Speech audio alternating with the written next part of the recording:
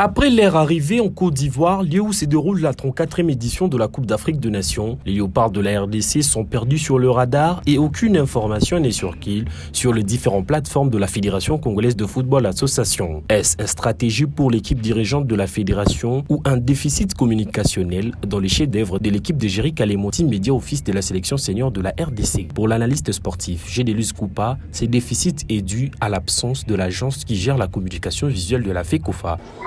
Alors déjà, il faut que les gens sachent qu'il y a une agence qui assure la communication de la FECOFA, de l'équipe nationale. Et cette agence-là voyage à travers ses propres fonds, normalement d'habitude. Et c'est après que l'État congolais ou la fédération paye. Et cette fois-ci, depuis un moment, la compétition, donc ils sont arrivés, l'équipe nationale est arrivée en Côte d'Ivoire, mais l'agence n'a pas pu faire le déplacement de la Côte d'Ivoire justement parce qu'il n'y avait pas assez de moyens. Et normalement, en tant que fédération, la FECOFA devrait assumer pour faire déplacer cette équipe dans de bonnes conditions. Si elle pensait qu'elle n'était pas capable de le faire, elle devait peut-être avoir des services du ministère des Sports et de l'État congolais pour faire déplacer cette agence finalement. Comme à la coutume, la délégation congolaise de soutien aux léopards séjourne encore à Kinshasa, d'où les questions se posent si la délégation sera-t-elle à San Pedro à la veille du match ou après les matchs. Ça a toujours été le cas depuis plusieurs compétitions, malheureusement. On ne peut pas juste parler de l'actuel ministre des Sports. C'est vrai qu'il n'est pas exempt de tout reproche. Et voilà, mais souvent, c'est quand même devenu une habitude et il faut éradiquer cette habitude.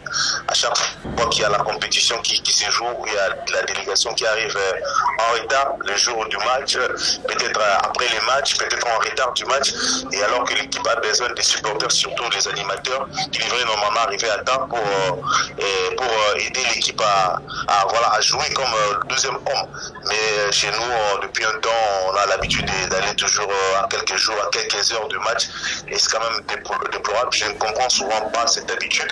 Mais d'après les informations à ma possession, c'est quand même triste de constater qu'il peut-être il y a certaines personnes qui se retrouvent derrière ces stratégies malveillantes, parce qu'il faut le dire comme ça. Parce qu'à chaque fois qu'il y a un ordre de mission qui est signé par le ministère des Sports, reconnu par l'État congolais, cet ordre de mission a un délai.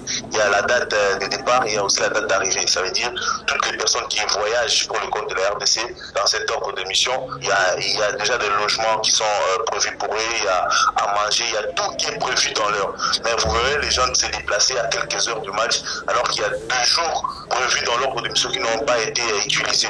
Ici est de noter que la délégation sur place à San Pedro et son caméraman, sans reporter ni photographe de l'équipe nationale de la RDC.